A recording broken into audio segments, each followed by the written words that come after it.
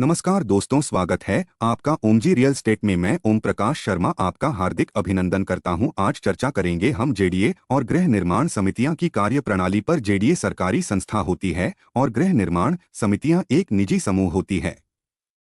JDA और society में फर्क। प्रॉपर्टी खरीदने से पहले जरूर सुने। जयपुर विकास प्राधिकरण जेडीए और गृह निर्माण समितियां हाउसिंग सोसाइटीज में मुख्यतः कार्य, अधिकार, उद्देश्य और कार्यप्रणाली में अंतर होता है।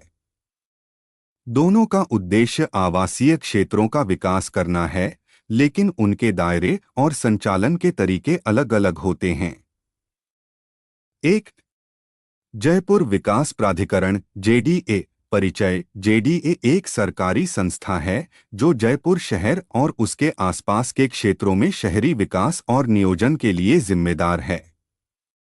यह राजस्थान सरकार द्वारा किया गया है।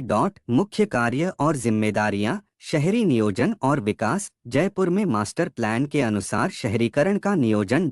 आवासीय परियोजनाएं। जेडीए आवासीय योजनाएं टाउनशिप विकसित करता है, जैसे मांगे की योजना, और लोगों को प्लॉट, फ्लैट आदि आवंटित करता है। Infrastructure development.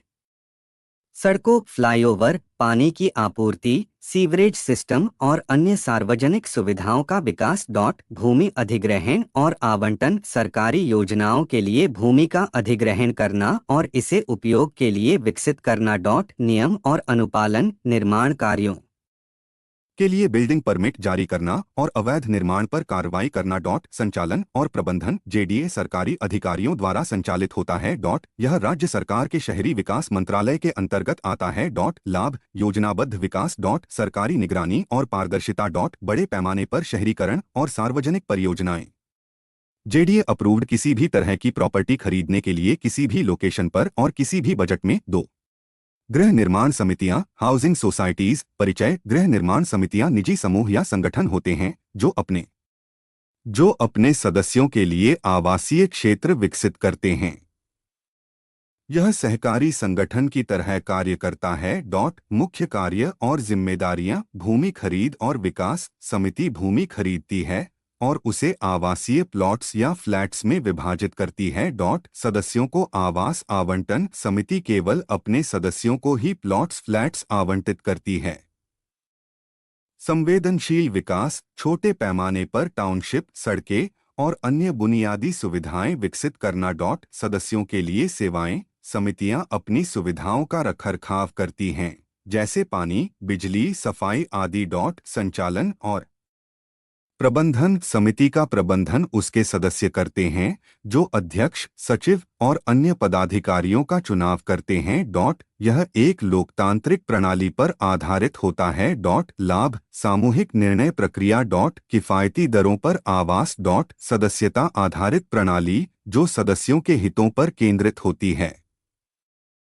मुख्य अंतर जेडीए और गृह निर्माण समितियों में। जेडीए और गृह निर्माण समितियों के बीच संबंध। गृह निर्माण समितियों को जेडीए या संबंधित नगर विकास प्राधिकरण से भूमि उपयोग परिवर्तन, लेआउट स्वीकृति और अन्य मंजूरियों के लिए आवेदन करना पड़ता है। जेडीए का नियंत्रण और निरीक्षण सुनिश्चित करता है कि समितियां शहरी विकास के मानकों का पालन करें।